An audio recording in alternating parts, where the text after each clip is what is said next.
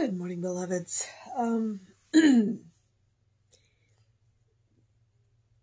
Sorry. I do the live stream in my, arguably we call it my guest room, our guest room. Sometimes we call it Gary's room because the only person that stays in here is my brother Gary. But lately it's been the sanctuary of an elderly Maine Coon. And we let him go yesterday. So I am in this space and he's not here to talk to me. So it's a little weird. And it's a little quiet. And it's a lot sad. And the other cat, his name is Foster. You've seen him. He's that black cat with green eyes that occasionally is really bloody annoying. He's a Havana Brown, we think. And he's pretty much still in here. I don't know. It's weird. It's a new adjustment. So, I always like to give you a heads up about what's going on because it always changes the way I do the readings. And that's where we're at. So, I miss Hayes. Okay. It is July 28th. Our title is Forgiveness. The first quote is, "Let the peace of God rule in your hearts." And that is, wow.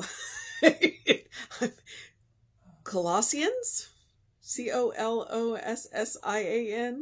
My brain has just lost its mind. 3:15. The second quote is, "We cannot afford to hold personal animosities or enmities against the world or individuals, members of society. Love alone can beget love." And that is from the Science of Mind, page 438. One of the great mistakes many people make in life is to refuse to yield. How much happiness is missed because of stubbornness, because of false pride. How many tiny, unimportant things have caused big misunderstandings that have separated people and robbed them of innumerable joys they might have had. If only they had allowed love and understanding to melt that false pride and allowed words of forgiveness to be spoken and acted upon. Many times the refusal to melt, to forgive another for some little hurt or slight neglect, which was, after all, unintentional, has created a lifetime of separation from a dear friend or loved one in a relationship of mutual joy and happiness. If there is someone in your life for whom you care a lot, someone with whom you have had many happy hours, don't let your own foolish pride stand in the way of a healing reconciliation. Life is so very short. We must not miss the enjoyment of it by refusing to go half the way to forgiveness. I am aware of the indwelling love and understanding which guide me to sincerely forgive those whom I believe have hurt me. Humbly I seek forgiveness from those who I have wronged. As the dawn brings light to the world around me, the divine law centered in my heart and directed by my mind now illuminates all of my relationships in the glorious glow of love and appreciation. My hurts, resentments, envies, and bigotries are now dissolved under the warming rays of the Christ light. And that is W.M.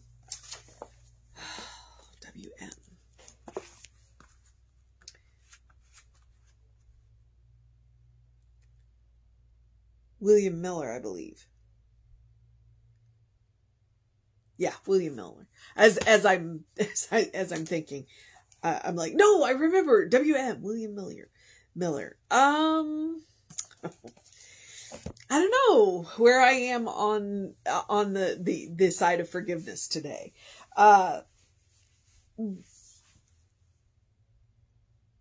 and that it's coming from a place of, I think forgiveness work is very important. I really do. Because it is one of the best gifts that you could give yourself, to forgive yourself, to forgive another person. In this case, what William Miller is talking about are those small things, those unintentional things. I am a straw that broke the camel's back. That's the kind of person I am. I will let little things build up until I explode, and that's not healthy for me, and that's not healthy for anybody else. And most of the time what it is I just need to either address it in the moment. Hey, you know what? This is really uncomfortable for me, or let it go. Because, people are who they are, and it's up to us to let them be that. And we have to decide if we're going to speak and say, this bothers me. Can you stop? And then we have to be willing to accept whether or not the person will. And if they aren't willing to change the behavior, then we have to decide if we want to stay in relationship with them. Now, in William Miller's case, he's talking about this is a deep relationship. It's a good relationship. And maybe you were just having a bad day and something happened, and, and forgiveness is about saying something and saying, hey, you know what? I know you didn't mean this, but it really hurt. Can we talk about it for a minute? And then go from there. Because if you talk about it and the person really honestly didn't mean it and didn't know, then you can move on. And if you talk about it and the person's like, well, you know what? Put your big girl britches on, then you get to decide, wait a minute, maybe this relationship isn't what I thought it was.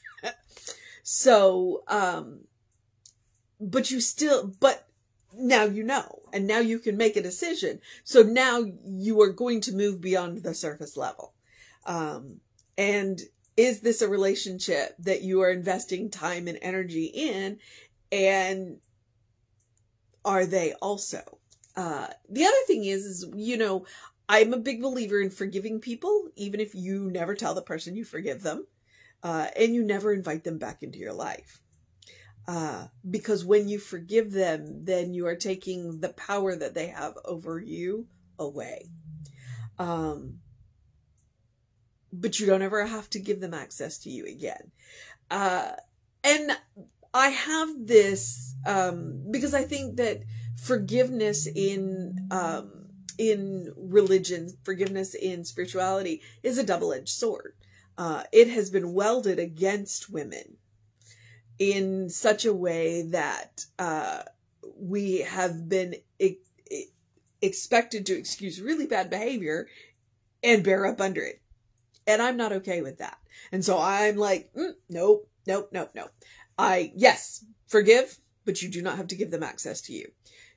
You are perfectly, it is perfectly okay to forgive somebody, to love somebody, but to do it from a safe space. Okay. So that's where I fall on forgiveness. And I always, and I make that clear, I make that clear with forgiveness work. It is always going to be about you and your choice to make it about the other person. So, but again, let me remind you what William Miller is talking about: the little scratches that could heal quickly and without a scar. And sometimes we let them fester, and then they become deep wounds and deep scars. And that's a choice that we can make a better choice from. And the Science of Mind quote is right. We cannot afford to hold personal animosities or enmities against the world or individuals because it hurts us. And most likely it does nothing to the person that we are holding it against. They're probably completely unaware of whatever's going on. So, yeah, that's the other thing about forgiveness work is a lot of the times the people that we are trying to forgive are completely unaware that we are, going through all these trials to forgive them. So it is about you. It is about you. There's a quote that I've seen about holding grudges, and I think it's attributed to the Buddha. And it's like drinking poison and expecting the other person to die. Don't hold a grudge. Forgive it. Say something or not, but let it go. Let it go. And then choose whether or not you want to put yourself in that situation again. All right. So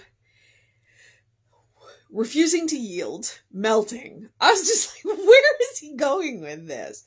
But frequently we will plant our flag in the ground and go, it's this way or no way. And life to a degree is about compromise, but we are allowed to draw lines in the sand, and we do not have to compromise past those. So, you got to figure out where your level of compromise is. And a lot of the times people just aren't even aware. What is it? What you think of me is none of my business. And people don't think about other, we're so busy worried about ourselves. We're not worried about other people. We're completely unaware. And that's one of the things that's kind of sad, how unaware of other people we can be. And then you have our classic overthinkers who are worried about everything. So I can be one of those. I don't have to be one of those, but I can be. So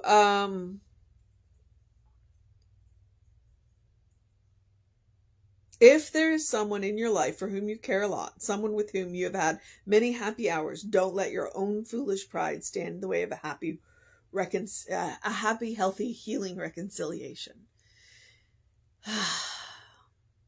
That's the criteria, though. There are people that are going to do things to you and then you're never going to see them again. Those you got to let go. But people who are in your life, who are important to you, you got to make that choice. Say something. Say something. And go from there. So,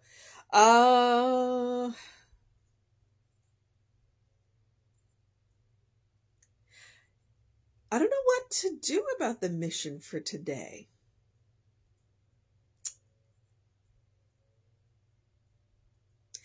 I think I'm going to go with this one. The mission today, should we choose to accept it, is to look at the situation and decide, is it a tiny, unimportant thing causing a big misunderstanding?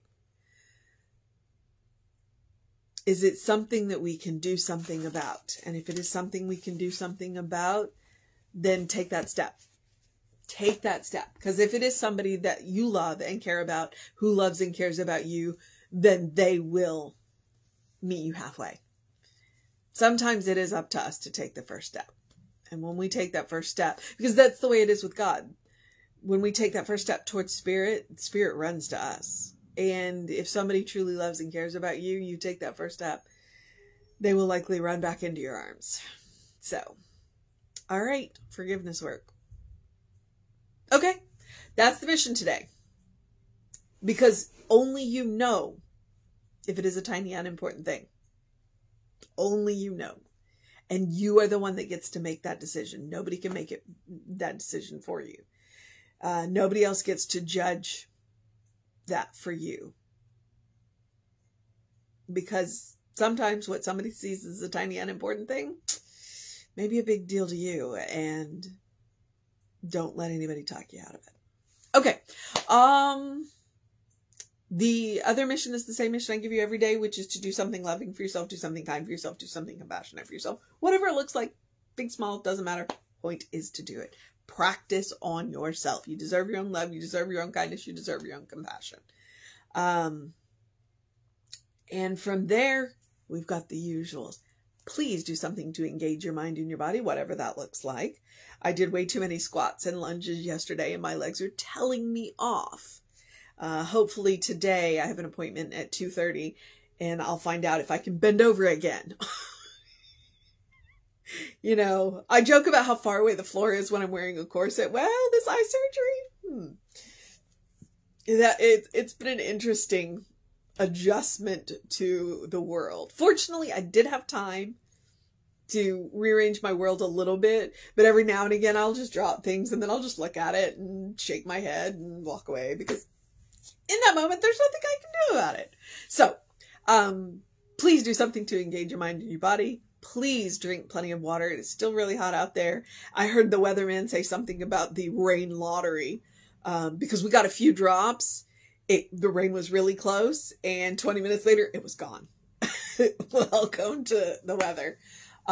So drink plenty of water.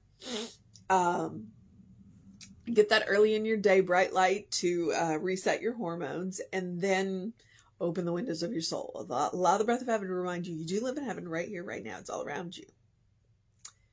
It is a state of mind, and it is a state of consciousness, which means you can create it anywhere you are. And let's be honest, forgiveness goes a long way. So take Emma's advice, look for the good and praise it. Look for the opportunities to forgive the little things and to work on the big things.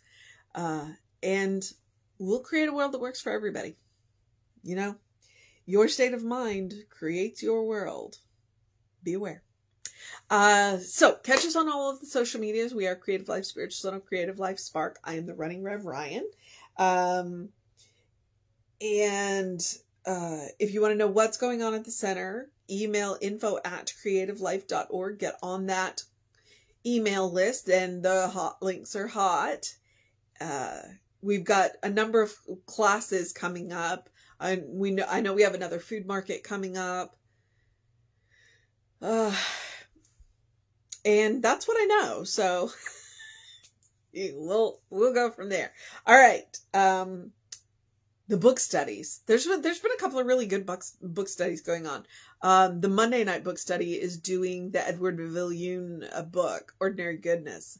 And I really enjoy Edward Viljoen. He's pretty amazing. So, all right. So have a great day, an amazing day, a wondrous day, a fantastic day, an amazing day, a magical day, an enchanting day, an enchanted day, a good day. And if that is too much pressure, simply have a day, because you are enough just as you are. You are a beloved child of God, in whom God is well pleased always and forever. Never forget that. It is a state of grace. And the great thing about grace is it can't be earned. It is always granted, and it can never be taken away. Because it is granted by a power that is so much bigger than us. And yet that power flows through us. So, Reverend David should be on around with you. Reverend David should be on with you at about 5 p.m. I will be back with you at 9 a.m.-ish. Take care of yourself. Know that you're loved, and I will see you next time.